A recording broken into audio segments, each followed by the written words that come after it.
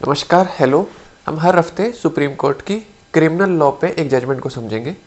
इस हफ्ते जो जजमेंट है वो एक नहीं है, दो हैं और उसमें क्रिमिनल केस ज़रूर है पर वो क्रिमिनल लॉ पे नहीं है, वो सर्विस मैटर है। दो कहानियां हैं, अलग अलग मिलती जुलती सी कहानियां हैं, लेकिन एक्शन अलग हुआ है और सुप्रीम कोर्ट का फिर फैसला भी अलग हुआ है। तो क्या है वो केस और क्या है वो कहानियाँ? दो जजमेंट में से पहली जो जजमेंट है उसका नाम है Pramod Singh किराड़ versus state of Madhya Pradesh. ये जजमेंट आई 2 दिसंबर 2022 को। दो जज का बेंच था, जस्टिस एम.आर. शाह ने जजमेंट लिखी है। केस का नाम है Pramod Singh किराड़ versus state of Madhya Pradesh. दूसरा जो केस है उसका नाम है x constable Mukesh Kumar Raigarh versus Union of India. ये जजमेंट आई है 16 जनवरी 2023 को। दो जज का बेंच था, जस्टिस बेला एम त्रिवेदी ने जजमेंट लिखी है। इनकी कहानियां मिलती जुलती कैसे हैं और एक्शन क्या अलग हुआ और रिजल्ट क्या अलग निकला वो समझ लेते हैं। तो पहला केस जो कि प्रमोद सिंह किराड़ का था, उसमें 2001 में उनके ऊपर 498A आईपीसी यानी क्रुएलिटी का इल्ज़ाम लगा, जिसमें 3 साल तक की सज़ा होती है। मैट्रिमोनियल डिस्प्यूट, शादी के उनका डिस्प्यूट के कारण ये हुआ, जो कि 2006 में उनको निर्दोष घोषित कर दिया गया ट्रायल कोर्ट ने, और आपस में हस्बैंड वाइफ का सेटलमेंट हो गया था। तो 2001 में उनके खिलाफ एफआईआर हुई थी 498A की, और 2006 में उनको निर्दोष घोषित कर दिया गया। अब 2013 या 14 में लगभग 7 साल के बाद जब उनको निर्दोष घोषित किया गया, मध्य प्रदेश में कांस्टेबल की भर्तियां निकली और इन्होंने अप्लाई किया। अप्लाई 2013 में किया, फिर उन्होंने वेरिफिकेशन फॉर्म में उन्होंने डिक्लेयर भी किया कि मेरे ऊपर केस चला था और मेरे को एक्विट कर दिया गया, निर्दोष घोषित कर दिया गया था। ये है पहली कहानी जिसमें इन्होंने छुपाया नहीं अपना क्रिमिनल केस और बताया है, और वो नोटिफिकेशन या एड निकलने से भी 7 साल पहले का केस था। अब दूसरे केस में क्या हुआ? दूसरे केस में एक्स कांस्टेबल मुकेश कुमार रायगढ़ वाला केस। इस केस में इनकी 2007 में अपॉइंटमेंट होती है कांस्टेबल के रूप में सीआईएसएफ में। सीआईएसएफ ये एयरपोर्ट्स पे सिक्योरिटी देखते हैं, मेट्रो में सिक्योरिटी देखते हैं, एटॉमिक एनर्जी प्लांट्स, इनमें सिक्योरिटी के लिए होती है फोर्स। इसमें इनकी 2007 में कांस्टेबल के रूप में नियुक्ति हुई।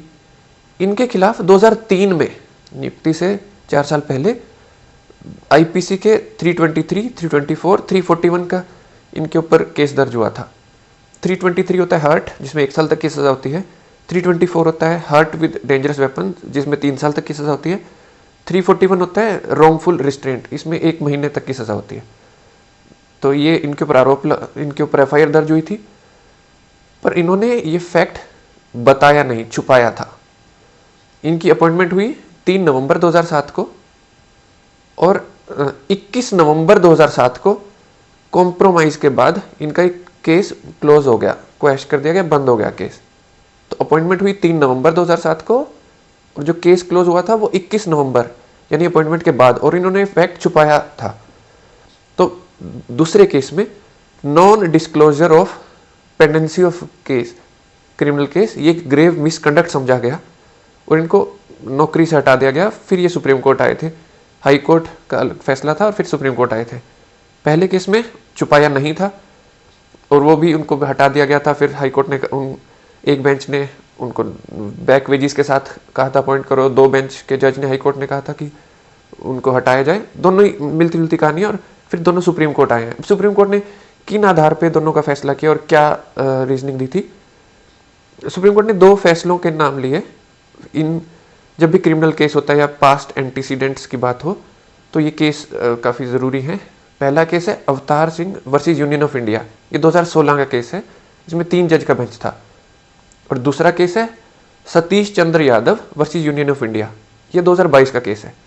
पहले केस में सुप्रीम कोर्ट ने लॉ लेट डाउन किया था पैराग्राफ 38 में। उसमें कहा था, ये जजमेंट किस बारे में थी? इसके लिए था कि कैरेक्टर वेरिफिकेशन क्यों ज़रूरी है और पास्ट एंटीसीडेंट्स यानी आपकी पुरानी हिस्ट्री जाननी क्यों ज़रूरी है नौकरी देने के लिए। सुप्रीम कोर्ट ने इस केस में कहा था Avtar Singh versus Union of India में कि इंफॉर्मेशन जो है वो ट्रू देनी ज़रूरी है, कुछ आप सप्रेशन नहीं करोगे और कुछ छुपाओगे नहीं। और अगर फिर सुप्रीम कोर्ट ने कहा कि अगर सप्रेशन है तो क्या करे वो डिसिप्लिनरी अथॉरिटी या जिसने नौकरी दी है वो क्या करे। अगर सप्रेशन है और वो जो क्राइम था वो ट्रिवियल नेचर का था, फॉर एग्जाम्पल आपने यंग एज में स्लोगन रेज किए थे, ये सुप्रीम कोर्ट ने उदाहरण दिया है, तो माफ कर देना चाहिए वैसे क्राइम को। लेकिन अगर छुपाया है और वो क्राइम जो है वो ट्रिवियल नेचर का नहीं है तो उनका कैंडिडेचर कैंसिल किया जा सकता है, उनको नौकरी से भी हटाया जा सकता है। और अगर एक्विटल ऑन टेक्निकल ग्राउंड है या बेनिफिट ऑफ डाउट के कारण वो एक्विट हुए थे, फिर वो अथॉरिटी फैसला करे कि क्या उनको नियुक्त करना उपयुक्त होगा कि नहीं। ये सब था अगर छुपाया जाए। और अगर बताया जाए ट्रुथफुली, इसका ये मतलब नहीं है कि आपको ऑटोमेटिकली ही नौकरी मिल ही जाएगी। उसके बाद भी employer has a right to decide, जो नौकरी दे रहा है उसके पास वो हक है फैसला करने का कि आपको रखा जाए कि नहीं, और डिपार्टमेंट इंक्वायरी की जाए। ये सब बातें सुप्रीम कोर्ट ने कही थी Avtar Singh versus Union of India, इसके पैराग्राफ 38 में बातें कही थी। दूसरा केस जो सुप्रीम कोर्ट ने बताया वो है Satish Chandra Yadav versus Union of India, ये 2022 का केस था। इसमें भी अवतार सिंह वाली बातें ही रिपीट की, अच्छे से समझाई थी कि डिसिप्लिन फोर्सेस में हर ऐसे केस को ज़्यादा अच्छे से ध्यान से देखने की ज़रूरत है अगर ऐसा कोई क्रिमिनल केस हो, खासकर डिसिप्लिन फोर्सेस में। डिसिप्लिन फोर्सेस क्या हुई, जैसे पुलिस फोर्स, सीआरपीएफ, सीआईएसएफ, और सिर्फ ट्रूथफुल डिक्लेरेशन करने मात्र से ही, सिर्फ आप ट्रूथफुल डिक्लेरेशन कर रहे हो, इसी से ही आपकी नौकरी ऑटोमेटिक मिल जाएगी आपको, ये ज़रूरी नहीं है। एम्प्लॉयर का हक है कि वो आपको एंटीसीडेंट्स देखें और वो आप सूटेबल हो कि नौकरी के लिए हो या नहीं, वो एम्प्लॉयर चेक करेगा। तो आपको सप्रेशन या फॉल्स इन्फॉर्मेशन, अगर आपने इन्फॉर्मेशन छुपाई है या गलत जानकारी दी है तो आपको टर्मिनेट किया जा सकता है। ये सब बातें सुप्रीम कोर्ट ने कही Satish Chandra Yadav versus Union of India, ये 2022 का केस था।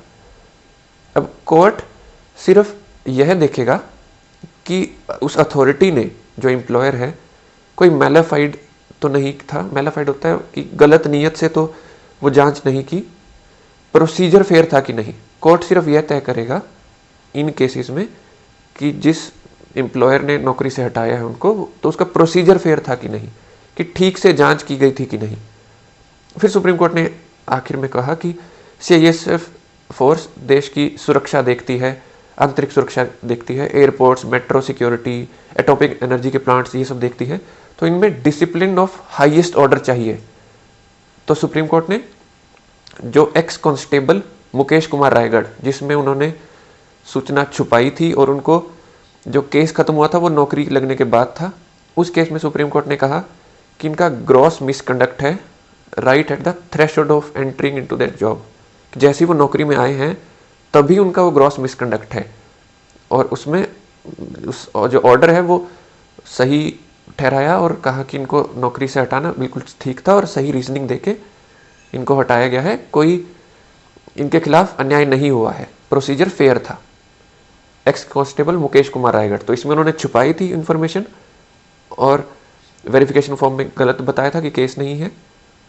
अब पहले केस में, प्रमोद सिंह किराड़ वाले केस में, जो फैसला 2 दिसंबर 2022 को आया था, इसमें जस्टिस एम आर शाह ने जजमेंट लिखी थी।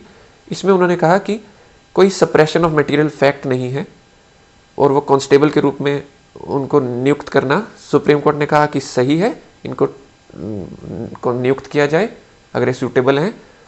और हाई कोर्ट ने कहा था कि इनको 50% बैक वेजेस दिए जाएं, वो सुप्रीम कोर्ट ने मना कर दिया। सुप्रीम कोर्ट ने कहा कि नो वर्क नो पे, अगर काम नहीं किया तो इनको पैसे नहीं मिलेंगे। तो एक केस में सुप्रीम कोर्ट ने, क्योंकि उसमें सप्रेशन ऑफ फैक्ट, कुछ छुपाई नहीं थी बात, सुप्रीम कोर्ट ने उनको नौकरी दी।